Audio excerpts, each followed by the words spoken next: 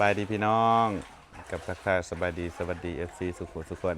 ยินดีต้อนรับเข้าสู่สองบ่าวสุขคนนี้พี่น้องมื้อนี้บ่าวสุขสิพาพี่น้องมาเลาะหมู่บ้านเนาะเดี๋ยวสิพาเลาะรีวิวหลังจากน้ำลดน้องพี่น้องเลยว่าหมู่บ้านเฮามันเป็นจังไดบรรยากาศในหมู่บ้านซึ่งตอนนี้ในเฮือนบ่าวสุขยังบ่ทันได้บกนะพี่น้องตามที่เห็นเลยน้ำยังซ้ำเพียงหัวเขาะเพราะว่าบ้านบ่าวสุขมันต่ำกว่าหมู่พี่น้องเลยมันต่ำมันอยู่ให้หน้าบกสะกว่าหมู่ถ่วมไว้กว่าหมู่บกสะกว่าหมู่ ไปมื้อนี้บ่าวสุขสิพาไปเลาะหมู่บ้านพี่น้องซึ่งแถว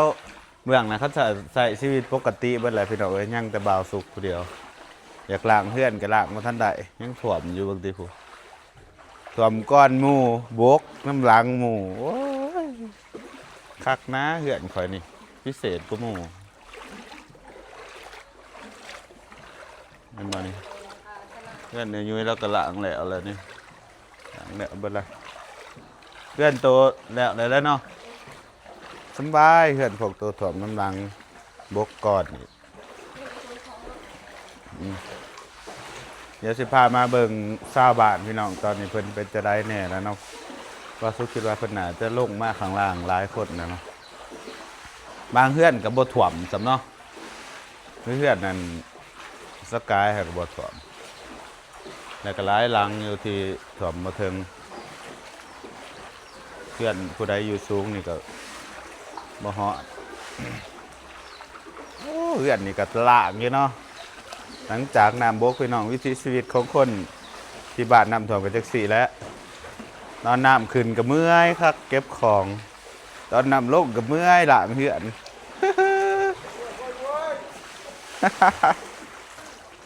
ดึกเจ้าดึกโจดึกป้าเบิ่งแน่พี่น้องเบิ่งแน่ผู้ โอ้ยผมพัดแล้วหรอวะเฮ้ย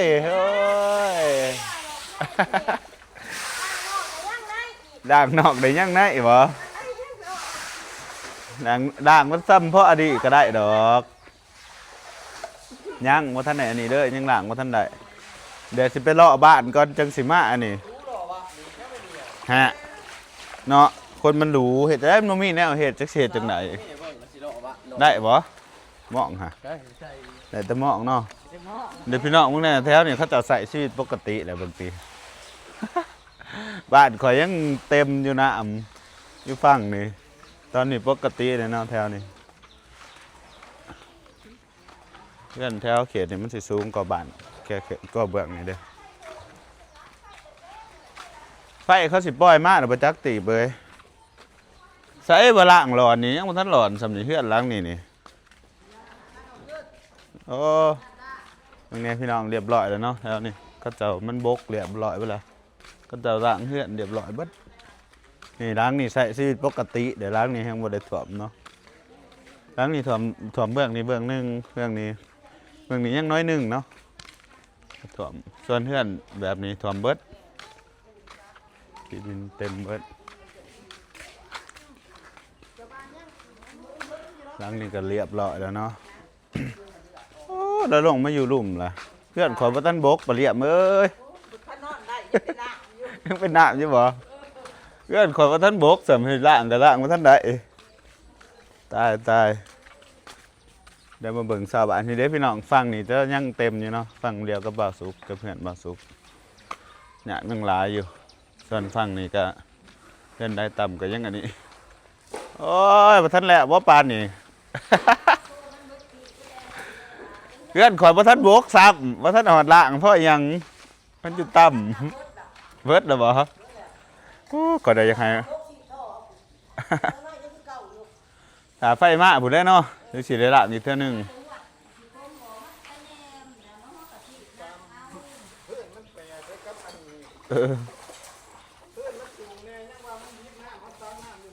เนาะแม่นให้แล้วของข่อยยังเต็มอยู่นะยังเต็มเฮือนอยู่เฮือนแถวทงย่างอยู่พี่น้องนี่แถวนี้เขาจัดด่างเรียบร้อยไปเลยแถวนี้กระหลังไปแล้วดีแต่ปีนี้แต่ละปีหันคือตะข้าวตะกี้ตอนมาซุกยังหน่อยหันย่างบ่ได้เคยได้นำโบกแถวนี่ดีแต่มันมีคอนกรีตแล้วพี่น้อง มันน่ะย่างหลายตะกี้เห็นย่างบ่หลายแล้วเป็นทางขี้ตมได้ทางนี้ได้น้ำมันย่างอยู่กินให้พี่น้องเบิ่งครับน้ำแกงพี่น้องหลังนี้ยังน้อยหนึงยังแต่หน้าบ้านหลังนี้บิดแต่ว่าเพื่อนเจ้าเพื่อนแถวนี้เขาจะบิดเปิดแหละพี่น้องนี่เพื่อนหลังนี้บริสุทธิ์แถวนี้ก็บกบิดเปิดแหละบกแบบระรับปกตินะอีก2-3 มื้อน่าจะแห้งพี่น้องส่วนเพื่อนแถวเขตหน้านี่บ่ทันบิดเดี๋ยวเห็นว่า คือกันกับเพื่อนบ่สุกเลยบ่บิดเพื่อนหลังนี้ก็ยังซ้ำกันกับบ้านบ่กับเพื่อนบ่สุก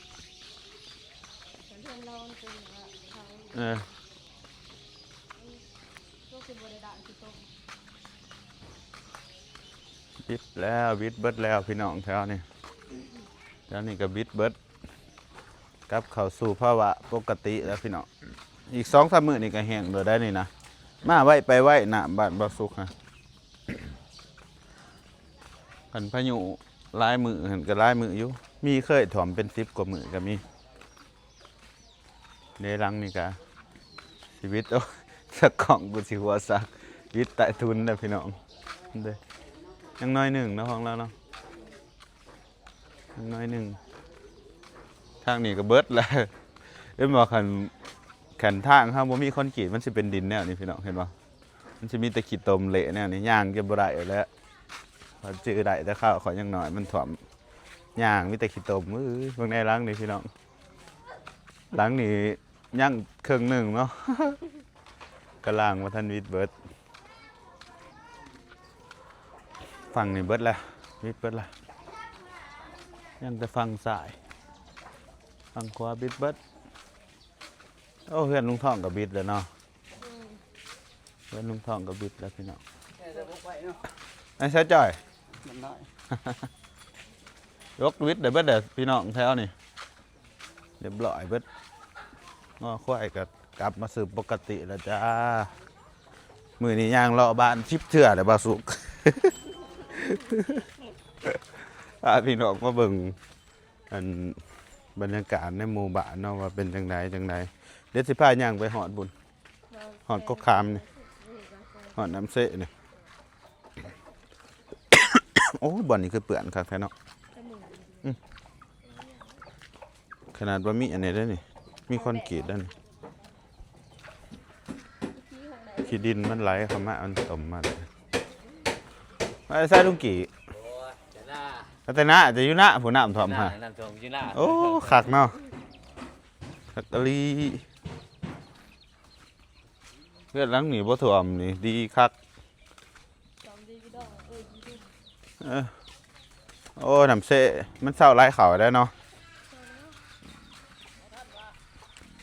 น้ำเสะโดนกลับมาเป็นปกติเลยพี่น้องเอ้ยมันไหลไปทางนั้นอย่างเดียวเบิดแต่มั้ง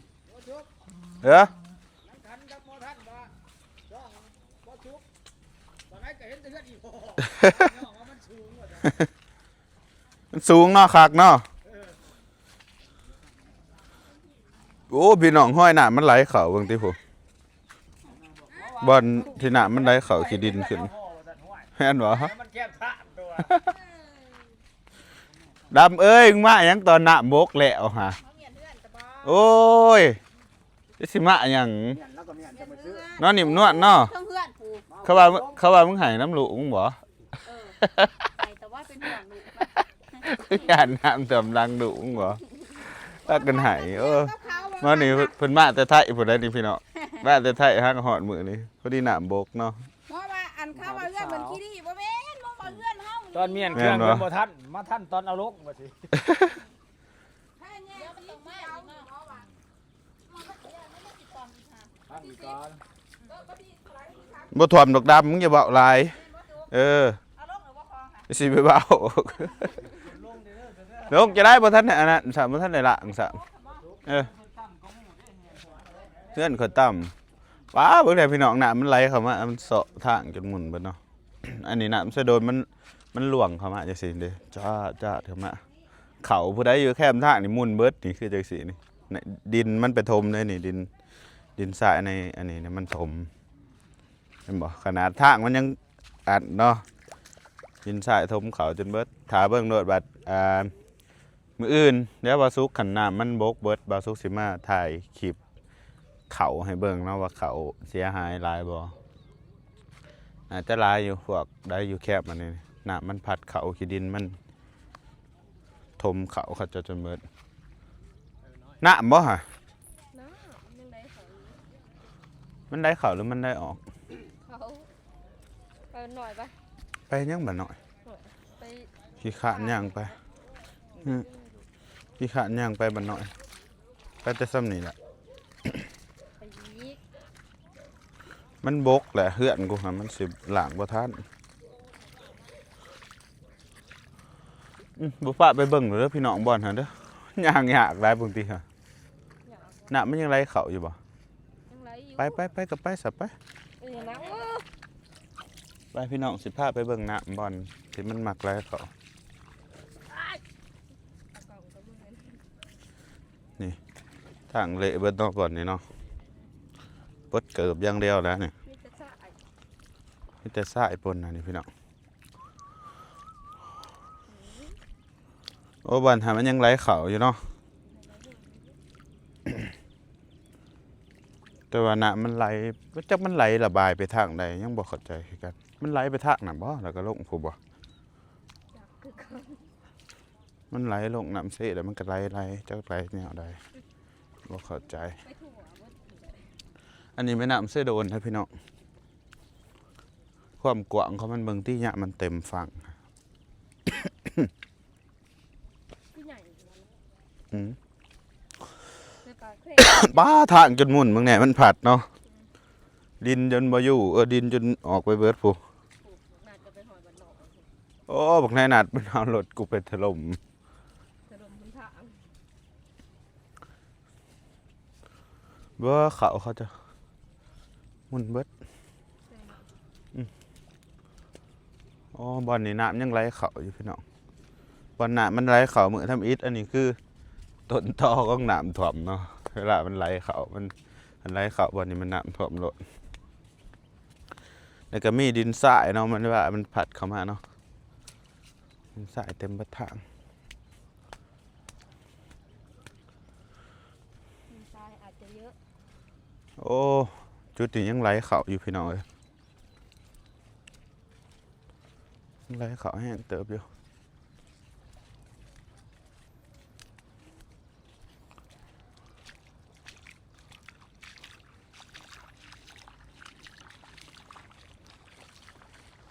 โอ้มันยังไหลเข้าอยู่เนาะแสดงว่ามันไหลไปพุดเนาะเวลาน้ำมันบกเนาะไหลออกบาดน้ำเส้บกมันก็ขาดบ่อนนี้พี่น้องน้ำมันก็ขาดกันนะมันก็ยังสิบกไว้กว่าเก่าตัวนี้มันยังไหลเข้าอยู่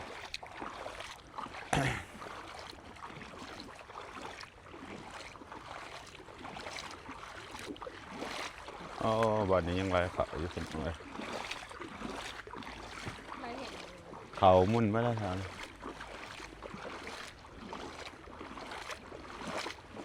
ไหลเข่าแต่ว่าโบกเนาะจะกี่ไรเนาะแสดงว่ามันไหลไปทางนะไปเมื่อหาหลังเฮือนมันเสียนั่นมันสิบท่านหลังเฮือนมันสิบกก่อน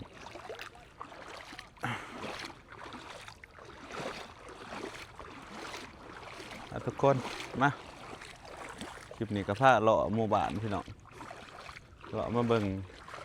หน้าเบิ่งหยังนี่แหละอันนี้ได้วิธีชีวิตบ้านบาวสุกเนาะก็ปรับโตวไปกับมันน้ำท่วมแทบทุกปีเลย FC บางคนเพิ่นก็ว่าอันให้เฮาย้ายออกไปเนาะพี่น้องให้ย้ายออกไปข้างนอกย้ายมันก็ย้ายได้อยู่หรอกเนาะพี่น้องคันเฮาแบบมีเงินมีคำหั้นนะเพราะว่ากว่าสิย้ายไปข้างนอกหันมันต้องเริ่มต้นในการมีเงินซื้อที่ดิน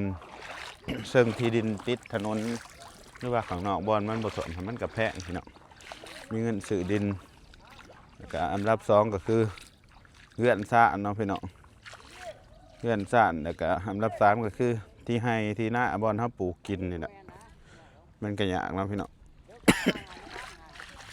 เพราะว่าอยู่ในบ้านนี่มันก็มีที่ดินเฮ็ดเทือนเฮ็ดสานเด้มีให้มีหน้าให้เฮ็ดกินมันก็เลยอยู่ไปกินไปอันที่ย้ายออกไปข้างนอกมันก็ต้องใส่เงินหลวงหลายมหาศาลภายมากเลยแหละพี่น้องเอ้ยสำหรับซองมากก็คือผู้เฒ่าผู้แก่ผู้ใหญ่เพิ่นเคยอยู่นี่มาก่อนนะเกิดอยู่นี่ได้หน่อย โอ้ยไปล้างเด้อรถกูหั่นเด้อผู้เฒ่าผู้แก่เพิ่นเกิดมาแต่น้อยเท่าใหญ่เพิ่นก็บ่อยากย้ายหนี้จากบ้านเนี่ยเนาะพี่น้องฮักบ้านเกิดบ้านเมืองนอนเพิ่นก็บ่ย้ายแต่ว่าคือจุเฮานี่คันมีเงินก็อยากออกไปข้างนอกอยู่ดอกหาลูกกับเมียอยู่ข้างนอกพุ่นเนาะบ่รัดเด้สิไปเอาเมียอยู่นอกบ่รัดรัดอันสิเอามื้ออื่น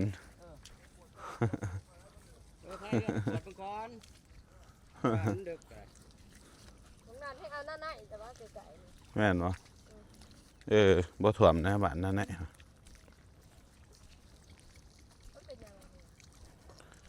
จักไปยังเฮ้ยผ่านพ้นไปสักที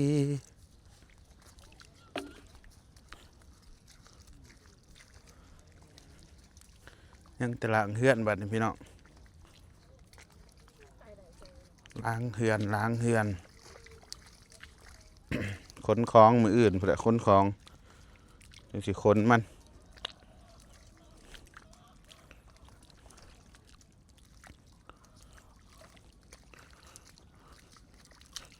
ถอมบีกระสิทิมมันเลยแหละตู่สุมาใส่มันเลย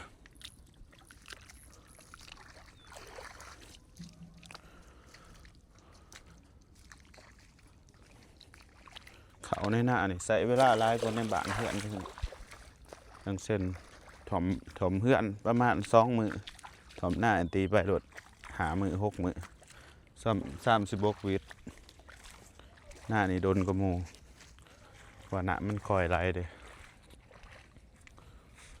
คอยไหลออกนี่ใครนะ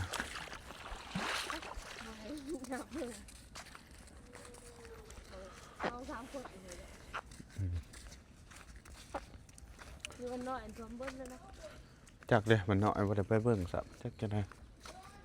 ย่างไปเนี่ยไปพี่น้องเจอกันใหม่คลิปหน้าได้บ๊ายบาย